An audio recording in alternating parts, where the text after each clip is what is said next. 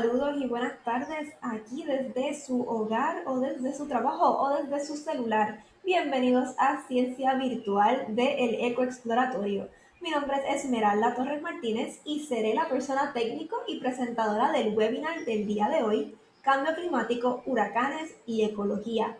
Este tema me apasiona muchísimo porque es uno de los temas que yo también he estudiado tanto en la universidad como en mis investigaciones.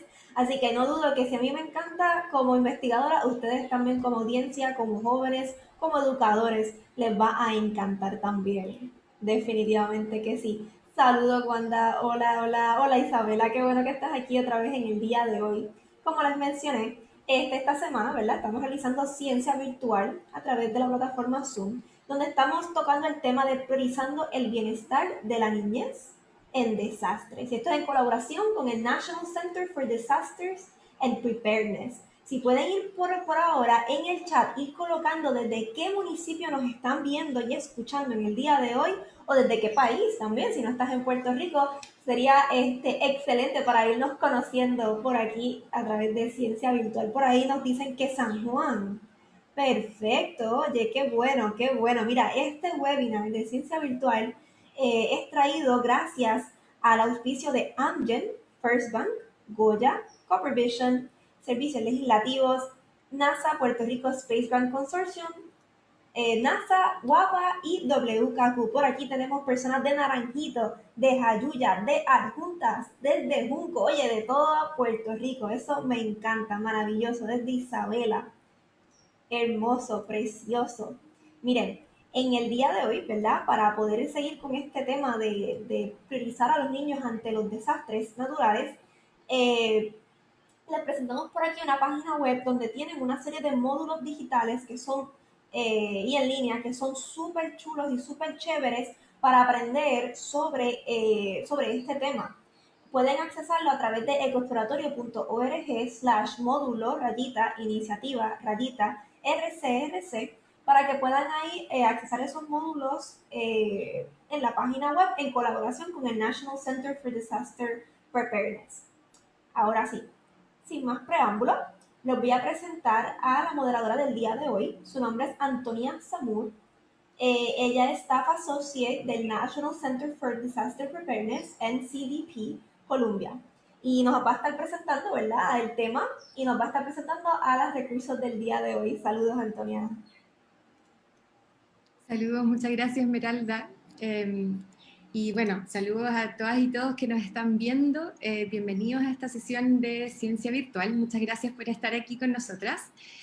Tengo el súper honor de presentarles a nuestros panelistas del día de hoy, con quienes vamos a estar conversando sobre cambio climático, el efecto que este tiene sobre la incidencia de huracanes en Puerto Rico y el impacto que los huracanes tienen en los ecosistemas de la isla y también qué podemos hacer para prevenir algunas de las devastadoras consecuencias que ya conocemos que este puede tener.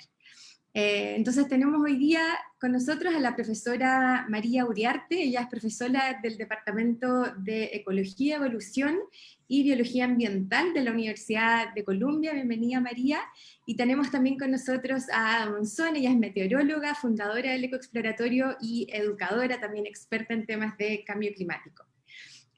Como mencionó Esmeralda, mi nombre es Antonia Samur, yo trabajo en el Centro Nacional de Preparación para Desastres, y en Puerto Rico yo coordino una iniciativa que se llama Niños Resilientes, Comunidades Resilientes, en que trabajamos con algunas comunidades en Puerto Rico, específicamente en Humacao y en Mayagüez, trabajando con las comunidades para fortalecer la preparación ante desastres enfocada en los niños. Y en la sesión del día de hoy queríamos abordar el tema del cambio climático y los huracanes, porque también yo siempre me hago la pregunta de que si queremos mejorar la preparación en las comunidades, tenemos que entender cuáles son los riesgos, cuáles son las amenazas a las que están expuestas nuestras comunidades. Y hoy día, tan cerca que estamos del comienzo de una nueva temporada de huracanes este año, queríamos hablar específicamente sobre este tema, y nuestras panelistas hoy día son súper expertas en esto, así que bienvenidas y muchas gracias por estar aquí. Entonces, un placer, comenzando... mucho gusto. Genial. Entonces, comenzando por lo básico, ya que vamos a hablar del cambio climático y cómo el cambio climático impacta la incidencia de los huracanes, comencemos por, primero, ¿qué es el cambio climático? Para asegurarnos de que todos tenemos como la misma base de ahora de entendimiento de lo que estamos hablando hoy día. Y cualquiera que quiera intervenir, por favor, adelante. En algunos momentos tal vez yo vaya a nombrarlas, decirles alguna que quiera responder, pero esta pregunta en particular, cualquiera que quiera responder, adelante. Doctora, voy a dejar que usted comience, por favor. Muy bien, el cambio climático es una serie de cambios que se están sucediendo a nivel global como resultado de emisión de dióxido de carbono en la atmósfera, que viene de utilizar fueles de carbono, gasolina, carbón. Y es un proceso, es un cambio que no se resulta solamente en una cosa, sino en muchas. Lo más obvio es un calentamiento global de la temperatura del aire y de los océanos. Y eso también tiene un efecto sobre, a través de procesos meteorológicos, sobre la distribución de la precipitación, de la lluvia, y también sobre la incidencia, que vamos a hablar hoy, de ciertos tipos de disturbios naturales, como por ejemplo los huracanes, los incendios, las pestes y otra serie las inundaciones. O sea que no es solamente una cosa, sino que son muchas, que ocurren a la vez, a resultado de este calentamiento global que está ocurriendo en la atmósfera. Gracias, María.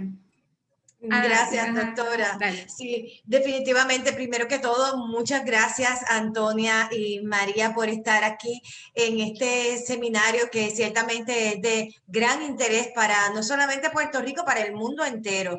Sabemos que este es un efecto global, ¿no? Igual que la pandemia así lo ha sido, lo único que nosotros no tenemos la vacuna para el cambio climático, excepto que nosotros aquí tenemos que trabajar arduamente desde cambiar nuestros estilos de vida, desde cambiar la forma que hacemos negocio, desde cambiar absolutamente la raíz de todo lo que hacemos, que es el concepto de la energía, que al fin y al cabo es la fuente de los gases de invernadero y que a su vez pues es lo que está ocasionando este calentamiento global, que a su vez pues cambia los patrones de temperatura, cambia los patrones de lluvia, cambia las temperaturas del océano, cambia los eventos extremos, y de ahí entonces pues hay una serie de efectos cascadas que inciden también en nuestra sociedad y en nuestra economía y en nuestro ambiente. Así que es un tema bien complejo, donde la raíz es ¿verdad? Lo que estamos, como vivimos y como consumimos nuestra energía. Y esto lamentablemente lo que ya está es prácticamente irreversible y ya tiene una manifestación y un impacto, igual que lo estamos viendo en muchas partes del mundo.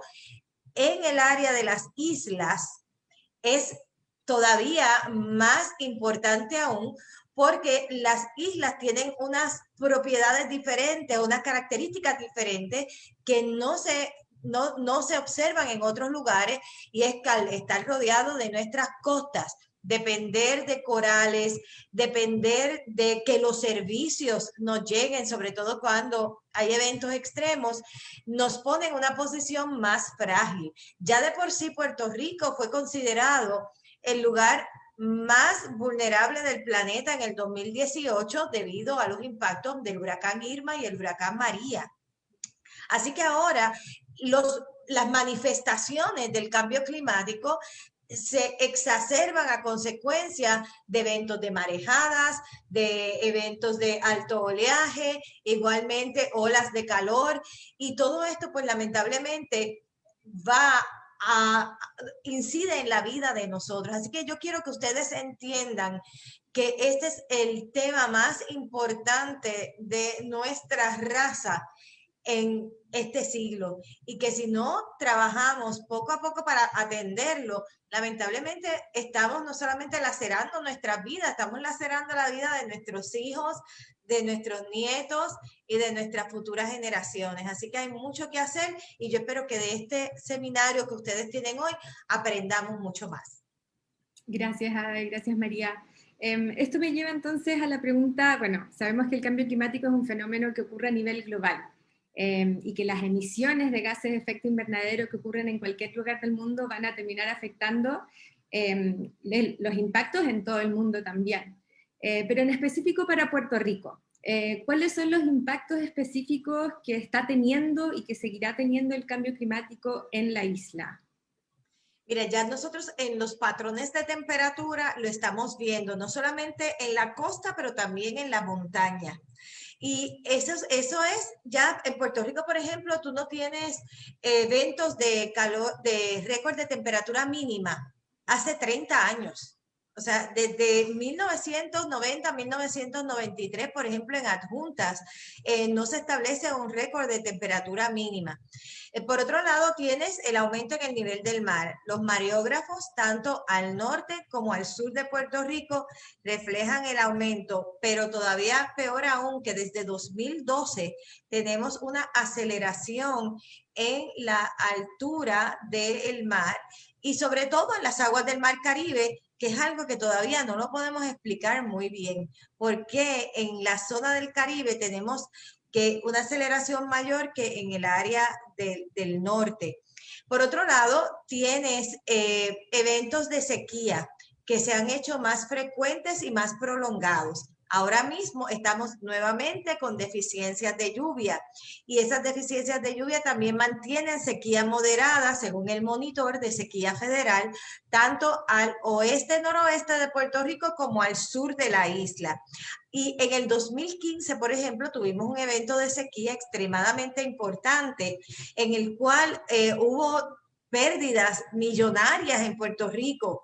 Así que estamos hablando de que ya hay unos patrones que se han podido establecer de deficiencias de lluvia, acuíferos que se han salinizado, pérdida de corales en un 50%. Por otro lado, pues como les indiqué, los cambios en temperaturas y a eso podemos añadir muchos elementos adicionales. Por ejemplo, una de las cosas que en la entrevista del documental de Puerto Rico ante el cambio climático, los aeroalérgenos, por ejemplo, en el aire, específicamente los hongos después del huracán María, han sido, la presencia de estos aeroalérgenos no han disminuido.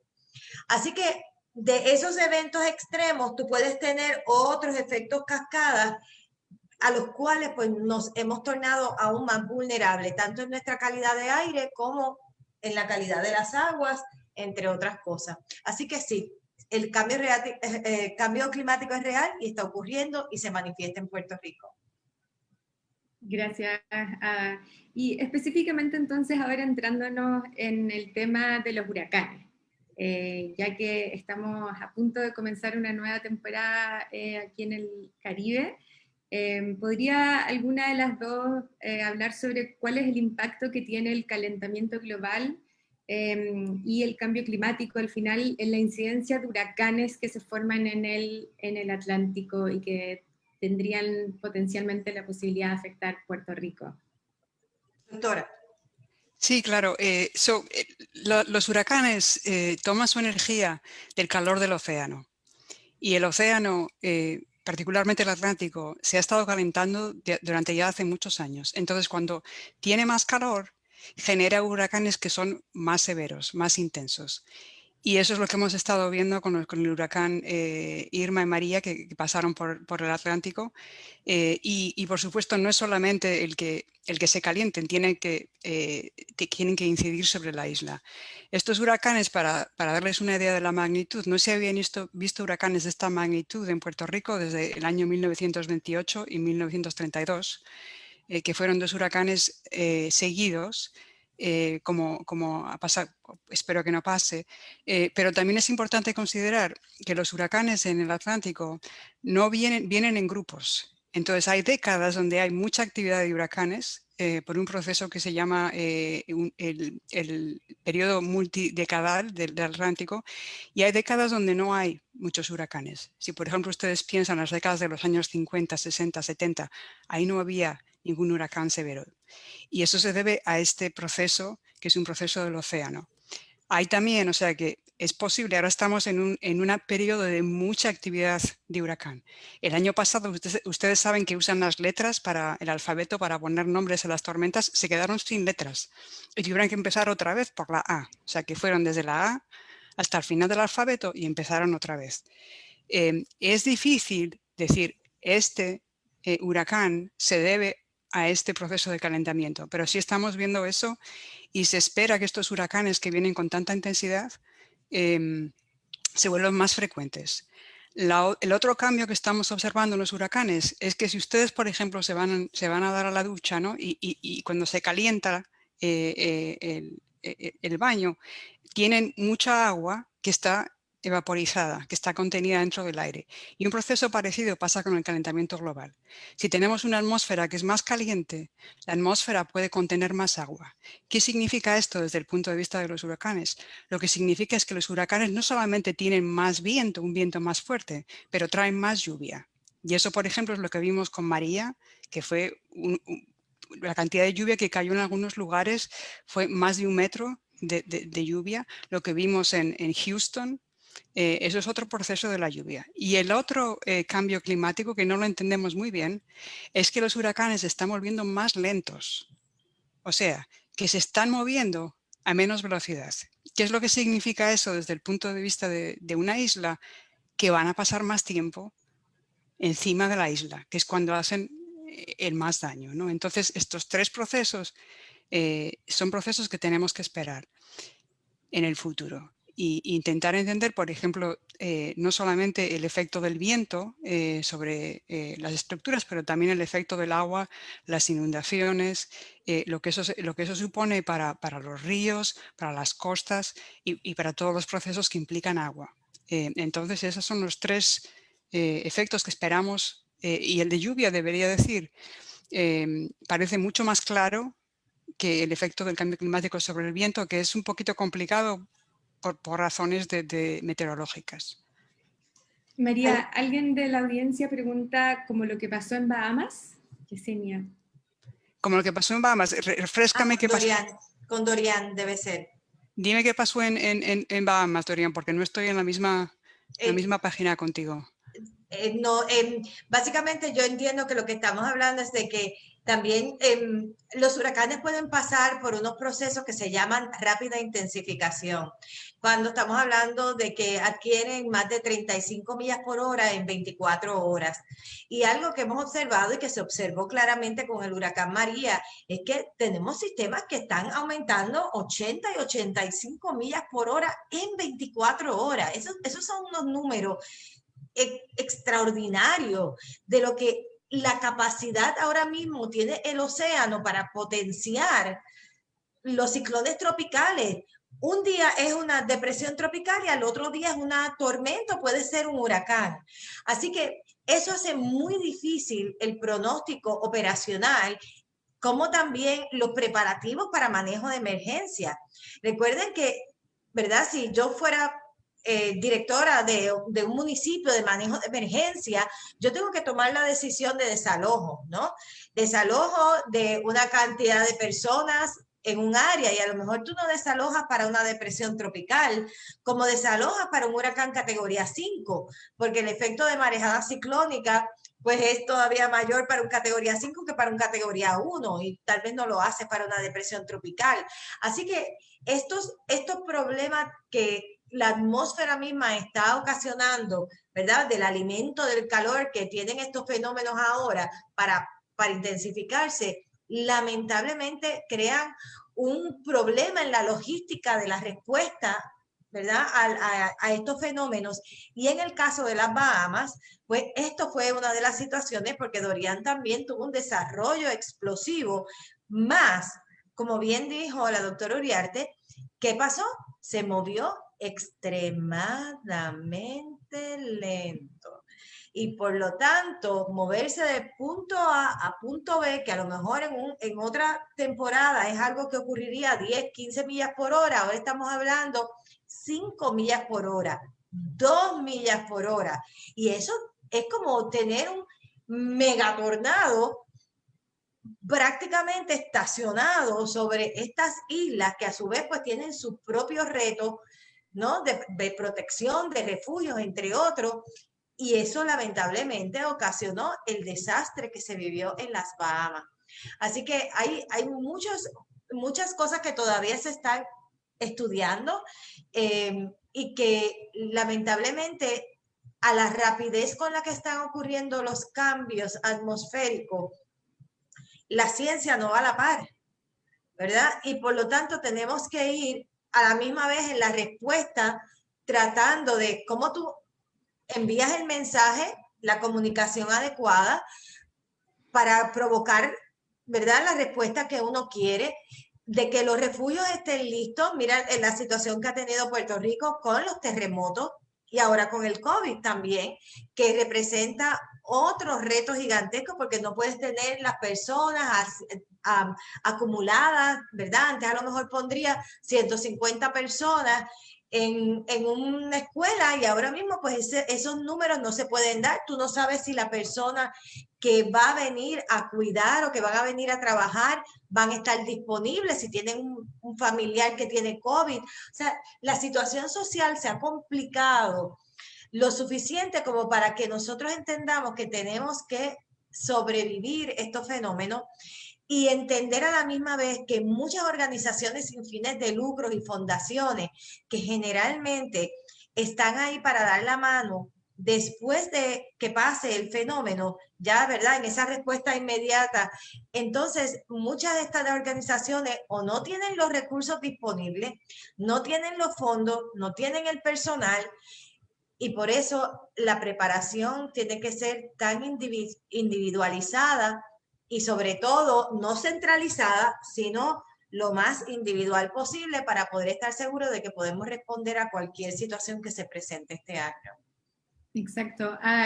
Bueno, tocaste muchísimos puntos muy importantes que después van desde el entender la ciencia al cómo nos preparamos también ante el evento que estamos enfrentándonos. Quería volver al tema del efecto del cambio climático sobre los huracanes para hacerle una pregunta que nos viene de la audiencia, de Nicole Colón. Y ella pregunta, ¿los aumentos de temperatura asociados con el cambio climático resultan en mayor intensidad de huracanes o mayor frecuencia de desarrollo o ambas? Doctora, ¿quiere responderla? Hay un desacuerdo sobre la cuestión del desarrollo. No hay consenso científico sobre la cuestión del desarrollo, pero hay consenso científico sobre la intensificación, el que van a ser más severos. Entonces, en realidad, si se forma el mismo número de huracanes sobre el Atlántico, va a haber una proporción más grande que van a ser huracanes intensos. Entiendo. Sí, Kerry Emanuel, el doctor Kerry Emanuel de MIT, ha sido por muchos años una persona muy vocal porque ha hecho mucha investigación en este tema.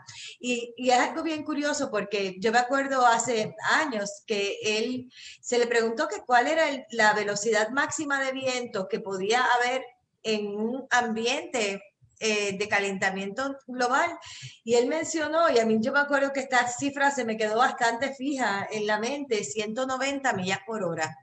Y yo me acuerdo cuando yo estaba, ¿verdad?, trabajando con el huracán Irma y María, de momento, ver estas velocidades de viento de 185 millas por hora, o sea, era irreal, y en 2 semanas, prácticamente uno detrás de otro. Y de momento, esta semana pasada, el super tifón Surigae, 190 millas por hora. De momento, estas cifras ya no son extrañas, ¿verdad? Ciertamente son parte de un club exclusivo de ciclones tropicales extremadamente intensos, pero ese club se ha ido llenando de miembros en los pasados años, y eso pues realmente es muy preocupante porque nuestras capacidades de pronóstico para esto están siendo bastante limitadas. De nuevo, porque nuestra capacidad para pronosticar procesos de intensificación rápida requeriría una mayor observación de condiciones actuales, y estamos hablando de áreas oceánicas, ¿no?, donde apenas hay instrumentos, se hace mucho por satélite, por supuesto, pero no toma los micromecanismos que se dan en las altas capas del océano, donde sabemos que el calor del océano, ¿verdad?, lo que es el Heat Ocean Content, ha ido aumentando en los primeros 700 metros, que es aproximadamente como unos 2.100 pies en profundidad. y eso se ha ido observando, ¿no? Específicamente en el Atlántico. Así que hay cosas muy interesantes que están sucediendo, que requieren de gran investigación, pero a lo que apuntan es que nos tenemos que preparar sobre todo para estos huracanes extremadamente intensos, porque en la zona de desarrollo ciclónico principal, que es entre África y las Antillas, nosotros estamos sin protección alguna y por lo tanto tenemos que estar listos para... De hecho, otra cosa que el doctor Emmanuel ha mencionado, el huracán, y eso fue en una presentación que yo hice del huracán María justo después, bueno, el huracán María fue septiembre del 2017, esta presentación yo la di en enero del 2018 en el American Meteorological Society, y estaba él diciendo, Ada, lo importante es que ahora un huracán de esta naturaleza cada 100 años, prácticamente eso ya no va a ocurrir. La frecuencia de este tipo de fenómenos va a aumentar. No necesariamente que es que el número de ciclones tropicales vaya a aumentar, pero la frecuencia de este tipo de categoría 4 y 5 sí aumenta. Y a lo mejor estamos hablando de que sea uno cada 20 o 25 años. ¿Cuánto le ha tomado a Puerto Rico ahora mismo en poder incluso decidir nuestro camino? Llevamos 4 años. Y entonces tú piensas, bueno, 25 años, 20, 25 años, realmente los procesos de decisión, de recuperación, de respuesta son procesos extremadamente largos, porque exceden las capacidades que tenemos para poder responder en las islas, y eso hace todavía más difícil, y por eso realmente tenemos que estar seguros de que nuestros caminos están hacia la resiliencia de Puerto Rico para poder atender esta situación que puede ser más frecuente. Tal vez en la generación de mi abuela, a lo mejor lo vivió en una sola ocasión, pero tal vez en nuestras generaciones lo vamos a ver 2, 3 o 4 veces. Y eso es lo que es más difícil de aceptar. Muchas gracias, Ada. Quería aprovechar de recordarles a todos que pueden enviarnos sus preguntas a través de la cajita de Q&A que está abajo en el menú inferior de Zoom. Y voy a aprovechar de hacerles algunas de las preguntas que también están surgiendo aquí, que en realidad son parecidas a las preguntas que yo les tenía también, así que aprovechamos. Samir Guerrero pregunta, ¿a causa del calentamiento global se tendrá que desarrollar nuevos tipos de categoría para poder clasificar las distintas intensidades de los huracanes? Doctora, si quiere. De momento no ha sido necesario, pero es posible, y yo creo que igual la señora Monzón sabe más sobre esto, de que de momento no ha sido necesario, pero eso no quiere decir que no va a ser necesario. Les recuerdo también que si el huracán María hubiera sido 1 kilómetro por hora más, hubiera calificado como un huracán de categoría 5. O sea que estábamos en el borde de un huracán de esa categoría. Y como dijo la señora Monzón, un poquito más de la frecuencia de estos huracanes y la intensificación, no sabemos en realidad qué tipo de velocidades pueden llegar a tener. Y según se va calentando el océano, vamos a ver velocidades mucho más altas de las que hemos visto. Que los límites no... O sea, hay una idea teórica de dónde pueden llegar, pero no la hemos visto. Perfecto, muchas gracias, profesora María. Después, Shenian Martínez nos hace una pregunta que está súper relacionada a una pregunta que les tenía yo, entonces aprovecho de juntarlas. ¿Cuándo pasó el primer huracán y qué categoría fue? Y la pregunta que yo les tenía es, ¿qué patrones han observado desde el punto de vista histórico en Puerto Rico en torno a la ocurrencia de huracanes? Bueno, la historia está documentada, ¿verdad? Desde la época de los españoles, ¿verdad? Hasta el presente. Ciertamente, desde el que tenemos época satelital, ¿verdad? Desde los 1960 al presente, pues ya tenemos mejores datos, porque ahora podemos no dependernos solamente de lo que se hablaba, sino también desde que tenemos pues ya instrumentación, habían barcos, pues también se documentaba a través del Atlántico.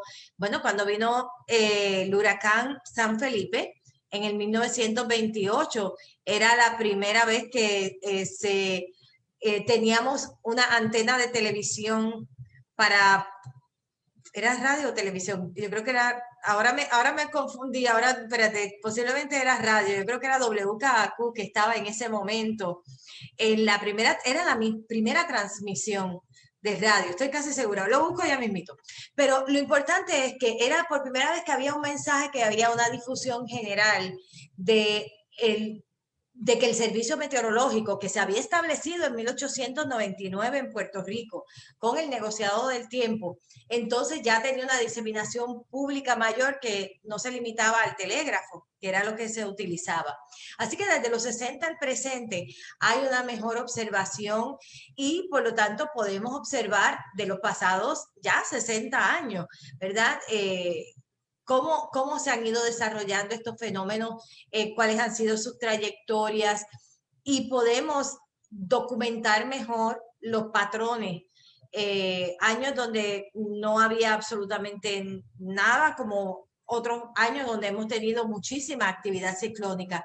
Lo que sí te puedo decir es que lo que ha sido en época reciente ha sido sin precedentes hasta donde tengamos idea, ¿verdad?, de que podamos decir en la historia científica ciclónica de Puerto Rico. Aquí en la isla ha habido unas personas extraordinarias en ese trabajo y de hecho yo tengo en mi poder y están aquí para eventualmente cuando tengamos, si Dios permite, podamos construir el museo y tengamos un ala donde podamos tener toda esa documentación histórica, pero de uno de los aficionados más grandes de la historia ciclónica de Puerto Rico. Yo tengo todos esos documentos aquí en mi casa para poderlos exhibir. Así que hay muchas personas que han documentado, han hecho libros de esa naturaleza y si tienen interés, nada más lo que tienen que hacer es historia de ciclones tropicales en Puerto Rico y van a encontrar toda la información. Yo quisiera añadir algo a lo que se ha dicho. Tenemos estos récords históricos, como indicó la señora Monzón, de qué pasó. Y la manera que se sabe esto en el récord histórico es que igual llegaba un capitán de un barco y decía, pasó un ciclón de tanta categoría, llegamos a la isla tanto y el techo de la casa estaba roto, se había inundado el campo. O sea, lo que es muy difícil medir en el récord histórico es la intensidad de los huracanes, porque no es una medida científica. También hay medidas que van más atrás del récord histórico, que se derivan. Ustedes saben que cuando viene el huracán hay una sedimentación muy grande en la zona costera. Entonces, a través de esos sedimentos tomados a todo lo largo del Caribe, se determinó que hubo un periodo de huracanes tremendamente activo entre el año 250 y aproximadamente el año 1100, o sea, antes de la llegada de los colonizadores. Pero lo que es mucho más difícil deducir tanto de ese récord como del récord histórico es cuál era la intensidad exacta de los huracanes. Porque solamente ahora que tenemos la manera de medir, por ejemplo, la velocidad del viento, la lluvia, podemos hacer el tipo de comparación que es necesaria. O sea, que ha habido periodos en la historia de mucha actividad ciclónica, pero no sabemos si eran de la magnitud de los ciclones que tenemos ahora. Perfecto, muchas gracias María y Ada. Mira, están llegando varias preguntas relacionadas con el tema de los huracanes, las temperaturas, etcétera. Entonces, si ustedes pueden ir contestándolas, las invito a hacerlo, pero me gustaría que nos movamos a otro tema, que bueno, es obviamente relacionado, que es el impacto que tienen los huracanes en los ecosistemas y la importancia que esto tiene. Y este es el tema de especialización de la profesora María Uriarte. Entonces, profesora, ¿nos puedes contar un poco del trabajo que tú haces, en qué consiste la investigación y cuál es el impacto que tienen los huracanes en los ecosistemas desde el punto de vista que ustedes han estudiado? Claro, por supuesto, con mucho gusto. Los huracanes tienen varios impactos sobre los ecosistemas. Algunos, primero quería empezar con una nota positiva, que el hecho de que la isla de Puerto Rico haya sido expuesta a huracanes durante su historia, significa que la mayoría de las especies en Puerto Rico tienen algún tipo de resiliencia a los huracanes. O sea, han evolucionado con estos huracanes. Entonces, no están ahí esperando a que les den, vamos a decir. Tienen algún tipo de estrategia para poder recuperarse de los huracanes. Otra vez, voy a hablar un poquito de lo que significa el huracán María, que fue un huracán de una intensidad muy fuerte. con respecto a los huracanes anteriores desde que llevamos estudiando los ecosistemas, que son el huracán Hugo en el 89 y el huracán Georges en el 98. Lo que hemos visto con el huracán María, por ejemplo, en los bosques, la media de pérdida de altura en los huracanes a través de la isla fueron 5 metros. O sea, 5 metros como si le dieran un corte de pelo, vamos a decir, al bosque, ¿no? En la media. Hubo, por supuesto, ciertas zonas, por ejemplo, en Carite, donde entró el huracán, que era todavía más grave, ¿no? Pero la media en toda la isla eran como 5 metros. O sea, que hay una pérdida de biomasa muy grande por el efecto que tienen los huracanes sobre los árboles. Estimamos que alrededor de 30 millones de árboles fueron o matados por el huracán o sufrieron muchísimo daño. En el términos de biomasa, y esto es importante porque los bosques, como ustedes saben, capturan carbono. Y cuando hay una pérdida de biomasa, todo eso va al suelo, se descompone y emite más carbono a la atmósfera. O sea que esto es lo que llamamos un ciclo, que tenemos un huracán que viene, que da el bosque, que cae el carbono al suelo, se decompone y vuelve otra vez a la atmósfera. Entonces, esto es una posibilidad. Lo que también hemos visto desde el punto de vista del efecto sobre las especies, el huracán María mató 2 veces más árboles que el huracán Hugo. Y lo que es más interesante, rompió, usted sabe que viene el viento y rompe los árboles a veces por la mitad. Rompió 3 veces más árboles que el huracán Hugo, porque llevamos ya 30 años trabajando en el mismo sitio y podemos hacer este tipo de emisiones. O sea que tiene un efecto tremendo desde el punto de vista de los bosques. Causó un número récord de deslizamientos a través de la isla que tuvieron un efecto no solamente sobre los ecosistemas, pero sobre las carreteras. Ustedes saben cuánto tiempo era casi imposible andar por las montañas. Yo estuve también en Puerto Rico en enero del 2018 y era una aventura ir por la cordillera central. Y esto durante mucho tiempo. El efecto sobre los bosques también afecta el agua y la calidad del agua. Vimos la sedimentación, primero la cantidad de sedimento que salió de los bosques porque no hay una manera de retener ese agua que está saliendo y toda esa arena, al final todo ese sedimento llega a los corales, llega a la costa y tiene un efecto tanto de polución porque esa lleva, con toda la descomposición y todo lo que cae, lleva mucho nitrógeno que al final lo que hace es un efecto como de polución. Y todo ese sedimento, por supuesto, cubre los manglares, cubre los arrecifes de coral y tiene un efecto que todavía se ve. De hecho, cuando estuve en Puerto Rico recientemente, estuve mirando un poquito eso y todavía se ve la arena del huracán y se ve el efecto del huracán sobre los arrecifes. Desde el punto de vista de los animales, hay animales que pueden, vamos a decir, protegerse del huracán y hay otros que no. Entonces, por ejemplo, desde esos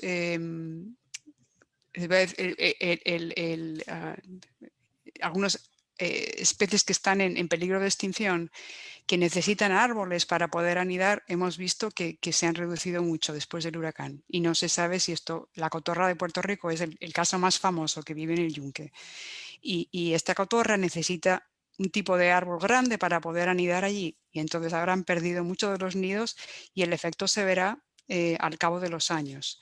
O sea que tienen unos efectos muy variables dependiendo de las especies que uno considere.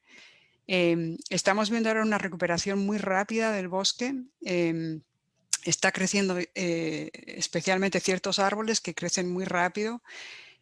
Lo que esperamos, el efecto que es posible que estos huracanes más intensos tengan a largo plazo, es que vamos a ver un cambio en la composición de los bosques. Hay ciertas especies que el huracán casi no les afecta. Por ejemplo, el ejemplo más famoso será la palma de sierra, que usted va al yunque y ve, está por todas partes. Y esa palma, ustedes lo ven cuando está el report que viene de la televisión y tienen ahí la meteoróloga dándole el report y siempre tiene una palma por detrás que está haciendo una cosa así, ¿no? Estas palmas, porque son muy flexibles, pierden las hojas y en cuanto se va el huracán vuelven a crecer otra vez. Pero hay muchos árboles que tabunuco, ausubo, que son árboles duros, árboles que duran mucho tiempo y que también pueden capturar mucho carbono. Son árboles que han sufrido mucho con el huracán y que va a llevar mucho tiempo recuperar ese carbono. Y lo que eso puede suponer es que al cabo del tiempo veamos un bosque que tiene una composición de especies muy diferente a la que tiene ahora. También es importante lo que decía la señora Monzón sobre el periodo entre los huracanes, porque cualquiera que ha plantado un árbol sabe que un árbol no crece de la noche a la mañana. Un árbol, para que llegue a tener frutos, para que pueda recuperarse, tiene que tener a veces 30, 40 años. Es multigeneracional a veces estos árboles, ¿no? Y si tenemos un periodo solamente de 10 años entre eventos, ahí no da para que los huracanes, para que los árboles puedan llegar a un proceso de maduración, que puedan producir más árboles jóvenes, que puedan cambiar de esa manera. Entonces es un proceso que lo que hemos visto a corto plazo y ahora estamos estudiando el proceso a largo plazo, que es lo que va a suponer para los bosques y los ecosistemas de Puerto Rico. Y voy a parar ahí porque puedo hablar sobre este tema. No, a mí me encanta ese tema, doctora, y le diré que casualmente en la entrevista que le hacía al doctor Ariel Lugo, ¿verdad?, sobre el tema de cambio climático y el efecto en la ecología, una de las cosas que más resonó, ¿verdad?, en mí fue el hecho que él dice, bueno, el yunque, ¿verdad?, al igual que con cualquier otro bosque, son los pulmones que tenemos en nuestra naturaleza. Y la vida ciertamente puede cambiar con el cambio climático, la vida como la conocemos hoy, ¿verdad? Que vivimos con las cotorras, vivimos con las iguanas, vivimos con las mariposas, vivimos con los coquí. Y no es que, ¿verdad?, estemos hablando de un desastre de todo tipo, pero ciertamente van a haber reorganizaciones de la vida, pueden haber recombinaciones y esa vida eventualmente va a ser diferente, pero vamos a ver especies que se van a extinguir, vamos a ver tal vez nuevas especies. Es sencillamente la Tierra se ha adaptado, ¿verdad?, y se ha ajustado a los cambios que han ido ocurriendo de acuerdo a las temperaturas. Lo que pasa es que ahora mismo el proceso de temperaturas es acelerado, de cómo se están calentando y las especies pues no pueden adaptarse. Por eso el doctor Rafael Joglar dice, habían 7 especies de coquí y nos quedan 3. Así que son estos detalles, ¿verdad?, que tal vez no pensamos, pero que van a ocurrir y no sabemos si van a ser por los mismos eventos extremos frecuentes o por los patrones de temperatura o la falta de lluvia, pero cambios van a ocurrir. O sea, el Puerto Rico que hoy tenemos, que de por sí ya es muy diferente al que teníamos en 2017, va a ser muy diferente en una década. Independientemente estemos hablando de que vengan o no vengan otros huracanes, va a ser diferente porque las temperaturas van a seguir aumentando, va a haber un aumento en el nivel del mar, vamos a seguir perdiendo corales, así que estamos perdiendo en muchos sentidos y modificando otros, pero el resultado ecológico final, no creo que nadie sabe lo que va a ocurrir, ¿no? No creo que Sí. nadie sabe lo que va a ocurrir. También quería tocar en este punto con el que empezamos, sobre el efecto de la sequía. Una de las cosas que igual entendemos menos desde el punto de vista científico es que generalmente estudiamos una cosa a la vez. Estudiamos los huracanes, estudiamos las sequías y estos vienen juntos. Entonces, por ejemplo, yo a veces pienso, ¿qué pasa ahora si llega una sequía bien fuerte a Puerto Rico como la que está empezando a ocurrir, ¿no? ¿Qué pasa con los bosques? Porque estos bosques que tenemos ahora después del huracán son más vulnerables a la sequía que los que había antes del huracán, porque hay un cambio de especies y las especies que salen después del huracán son más vulnerables a la sequía. Entonces importa también la secuencia de eventos. Y entonces eso a mí, por ejemplo, me preocupa. ¿Cómo van a interactuar estos dos procesos para cambiar los ecosistemas? Y vamos a ver una cosa totalmente diferente. Va a ser un proceso gradual, va a ser un proceso abrupto. La verdad es que no lo sabemos. Seguimos estudiando, pero es una cosa que es bien incierta. Entonces, desde el punto de vista de preparación, de intentar proteger las especies, de intentar plantar, por ejemplo, hay especies que sabemos son más resistentes a los huracanes, intentar proteger las áreas a lo largo de los ríos para poder intentar prevenir la sedimentación y que si un evento como este ocurre no tenga un efecto tan nocivo sobre la calidad del agua y sobre el proceso de suministro del agua, ¿no? O sea que tenemos que empezar a pensar cómo protegemos el ecosistema para proteger a la gente que al final está viviendo de este ecosistema, depende del ecosistema, por ejemplo, para el agua, claramente, y es algo que realmente tenemos que pensar de una manera más operativa. Y doctora, Exacto. eso que usted menciona, y perdona Antonia, pero Adelante. es tan importante porque, por ejemplo, en la agricultura de Puerto Rico, como usted bien sabe, pues aquí prácticamente tenemos una gran, o sea, se importa prácticamente todo. Así que en el mismo, tratando de incentivar la agricultura en Puerto Rico, desde nuestras casas hasta, ¿verdad?, dentro de las grandes fincas. Algo que se ha estado trabajando también es con las semillas, porque ¿cómo tú adaptas una semilla a estos cambios en temperatura? Así que hay una educación todavía en el área agrícola que hay que seguir incentivando y sobre todo darle herramientas a nuestros agricultores para poder manejar la pérdida de agua, el manejo en eventos de sequía, si se va a desalinizar, o sea, si eso va a ser realmente una alternativa, que ahora mismo yo no creo que ni se está considerando, pero a lo mejor es algo de lo que hay que hablar. Yo creo que son tantos temas, ¿verdad? Pero a mí particularmente me preocupa mucho también esta área agrícola y cómo ayudar a los agricultores a ser más conscientes también de estos cambios. Muchas gracias, Ada y María. Voy a hacerles algunas preguntas, varias preguntas juntas, porque creo que no nos da tiempo de responderlas todas individualmente. Entonces, la que quiera responder cualquiera, adelante. Voy a hacerles varias juntas.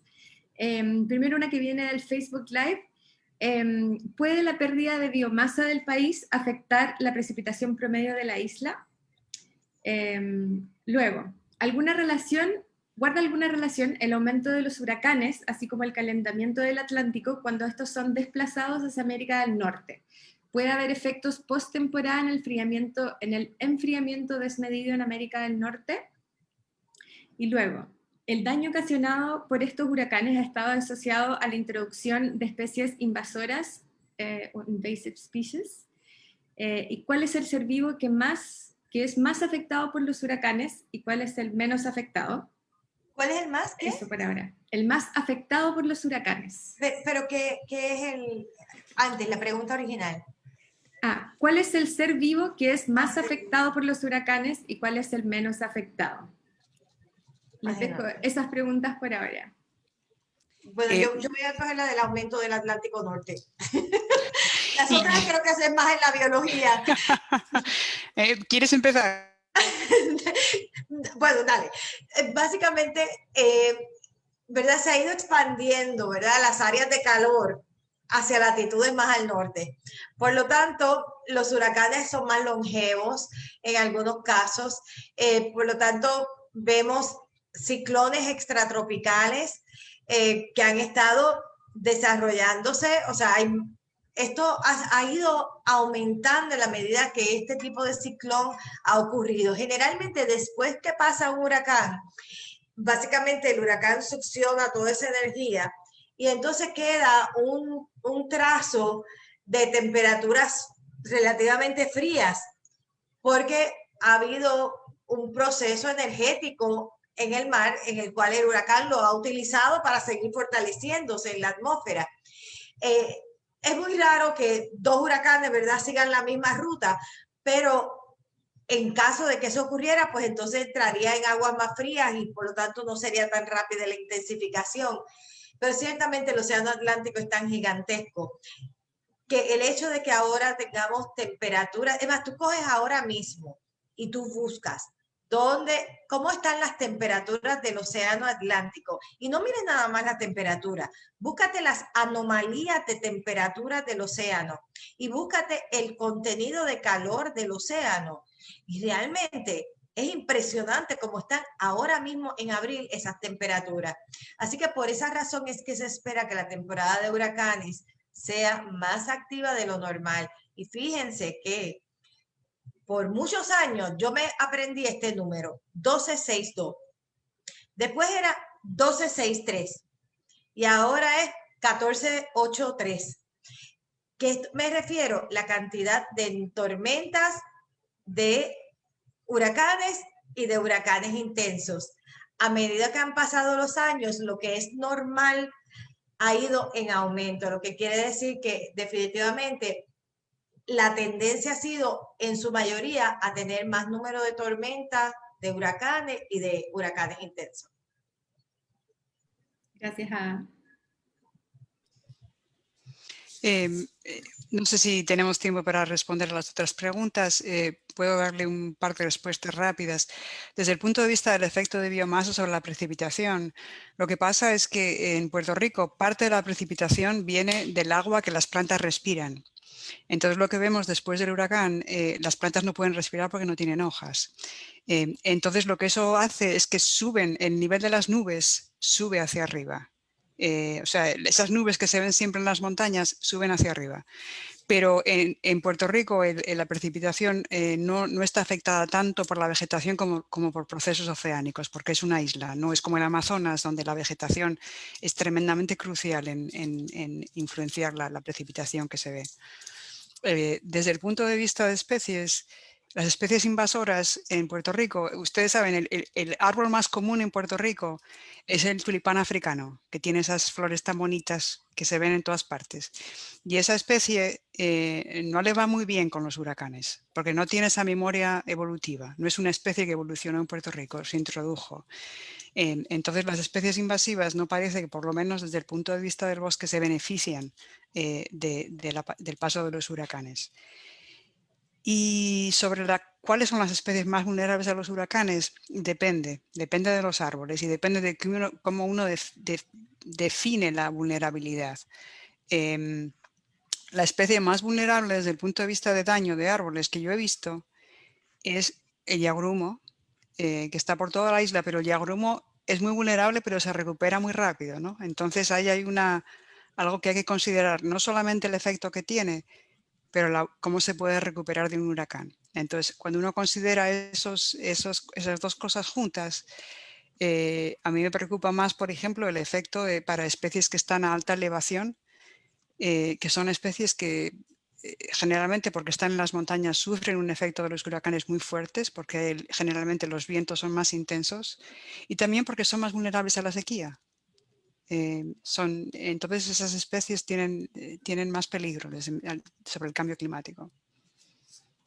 Perfecto, muchas gracias a ambas por responder. Hay muchas otras preguntas, pero lamentablemente no vamos a tener tiempo de responderlas todas, pero me gustaría pedirles a las dos, bueno, agradecerles muchísimo su tiempo y pedirles que cierren con un mensaje corto sobre cuáles creen ustedes que son las mejores estrategias para prepararnos, adaptarnos y ser más resilientes ante todos estos impactos del cambio climático y en específico a la posibilidad de que aumenten los huracanes más destructivos posiblemente.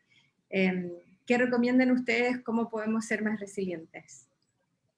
Mira, yo creo que es importante movernos a energía solar, desde las luces del patio de la casa, desde el carro que utilizamos, cambiarlo a eléctrico, mientras que la matriz en tu casa sea fuente solar, ¿verdad? Yo creo que el poner paneles, aunque sea para mantener, en caso de algún huracán extremo, el mantener el servicio de energía para la nevera, para, ¿verdad? Las cosas que son críticas para la familia. Yo creo que cada cual tiene que evaluar, tener sus títulos de propiedad, tener todo documentado de su residencia, sobre todo los seguros, estar a la misma vez considerar a aquellas personas que tienen alguna situación de salud, porque la salud aquí lamentablemente es lo que nos hace más vulnerable a cualquier evento atmosférico. Si vas a adquirir o estás en ese proceso de comprar un equipo, ya sea una nevera, una lavadora, un inodoro para tu casa, asegúrate que sea el que menos agua consuma y el que menos energía consuma. Entonces tenemos que ser más conscientes de reciclar, de tal vez hacer composta, y por eso es que digo, modificar esos estilos de vida, porque a lo mejor tú coges el papel y lo tiras, o vas a la playa y tiras una bolsa de plástico. No vayas a los lugares donde haya bolsas de plástico. O sea, auspicia aquellos centros de supermercados ¿verdad? O mercaditos locales que utilicen la bolsa de papel. ¿Entiendes? Es como vamos cambiando y tenemos más conciencia de lo que hacemos, de cómo vivimos y de cuán conscientes somos en el uso de la energía. Yo pienso que nuestra resiliencia sobre todo está en el tema de la energía. Gracias, Ada. Sí, yo totalmente de acuerdo con todo lo que se ha dicho, y añadiría también que es importante el agua es esencial para nuestra supervivencia, no solamente para lavar la ropa, pero principalmente para poder beber y poder sobrevivir y tener algún tipo de sistema para poder obtener agua en caso de que se corte el suministro normal. En las montañas esto es muy común, en las zonas urbanas es menos común. Y luego también tener en cuenta cuando se construye una casa en la costa el peligro que eso implica. Que hay un riesgo muy alto de construir en la costa desde el punto de vista de construcción, y luego cambiar nuestros hábitos, que no solamente esto es un poco como lo que nos ha enseñado COVID, ¿no? Que el comportamiento de cada uno importa para protegernos a todos, las generaciones de ahora y las generaciones futuras. Entonces, si tenemos la opción en no usar el carro, si tenemos la opción en usar formas de energías que son menos dañinas, si tenemos la opción evitar viajes innecesarios, si tenemos, o sea, hay una serie de cosas ahí. Comer comida que sabemos que no afecta la deforestación, que no afecta el calentamiento global, que no lo acelera todavía más. Son pequeñas decisiones que tomamos día a día que afectan nuestro futuro y nuestro presente, en realidad, porque esto ya es una cosa del presente, no es una cosa del futuro.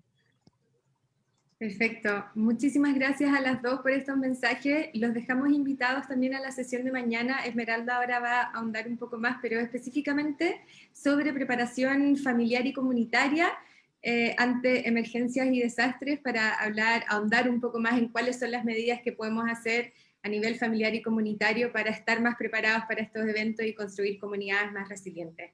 Nuevamente, muchas gracias María y Ada. Fue un gusto conversar con ustedes. Un placer, mucho gusto. Gracias a ti. Encantada, un placer. Chao.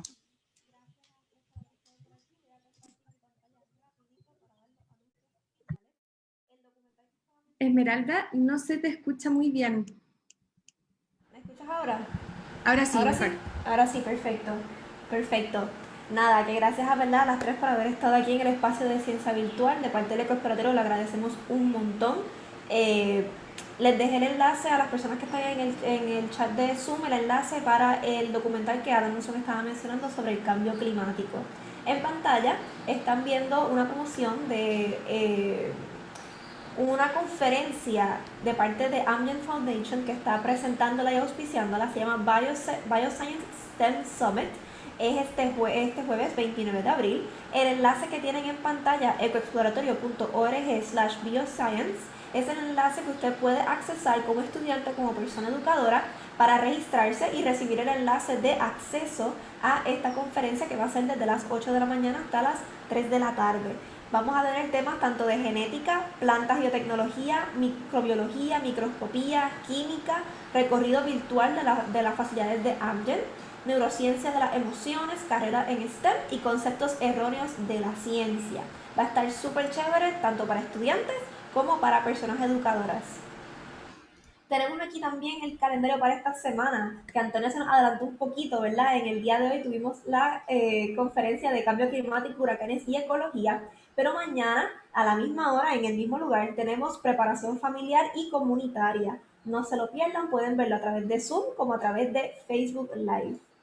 Si en línea no es suficiente para aprender sobre la ciencia y seguir construyendo resiliencia, puedes reservar tu espacio en los fines de semana, viernes y sábado, para visitarnos presencialmente en la exhibición en Plaza Las Américas. Puede llamar al 281-9090 o escribirnos a info@ecoexploratorio.org. Damos una serie de servicios, tanto recorridos, talleres, charlas, para el beneficio de ustedes, tu familia y los niños. Tenemos nuestra tiendita virtual súper chula con distintos artículos de emergencia y también con el logo del ecoexploratorio. Pero quiero hacerles hincapié en las mascarillas TEM que tenemos. Tenemos varios diseños súper lindos para protegerse ante el COVID-19. Tenemos del espacio, tenemos de distintos prints de animales, así que pueden conseguir la de ustedes y la de para sus niños en la tiendita virtual del ecoexploratorio. Y por último, pueden también a través de sus compras de Amazon donar una cantidad de el dinero que usted, ¿verdad?, invierte en el artículo que usted compre en Amazon. 100% pasa de donación al ecoexploratorio. En vez de entrar a su cuenta de Amazon, puede entrar a smile.amazon.org, selecciona al ecoexploratorio como la entidad sin fines de lucro a la cual desea apoyar y listo, puede hacer su compra de forma rápida y sencilla y sin costo adicional. 1% de esa compra sería donada al ecoexploratorio. Con esa compra puedes ayudarnos a hacer lo posible, tanto estos webinars y el servicio que damos a la comunidad. Si se les quedó alguna pregunta que se le ocurrió hoy en la tarde que le gustaría hacer a Ada Musón, a María o a Antonia, pueden escribirla a webinar@ecoexploratorio.org o buscarnos en nuestras redes sociales para que entonces se las podemos hacer llegar la respuesta a esas preguntas. Mi nombre es Esmeralda Torres Martínez, educadora del ecoexploratorio, y espero entonces verlos mañana en Ciencia Virtual. Hasta